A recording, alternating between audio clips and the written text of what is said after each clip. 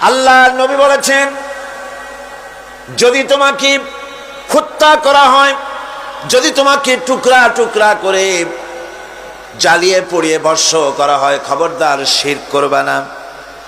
শিরক যে ব্যক্তি শিরক করবে, জান্নাত তার জন্য হারাম হয়ে যাবে।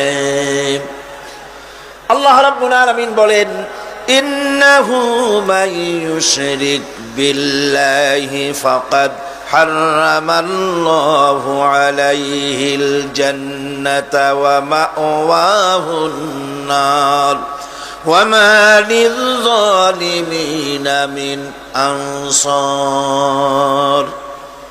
যে ব্যক্তি আল্লাহ পাকের সঙ্গে যে কেউ হোক না কেন আল্লাহর সাথে যে শিরক করবে, আল্লাহ রাব্বুল আলামিন তার জন্য জান্নাতকে হারাম করে দিবেন। নাউযুবিল্লাহ পড়ে। তাকে আল্লাহ পাক জাহান্নাম দিবেন। কোথায় দিবেন? জাহান্নামের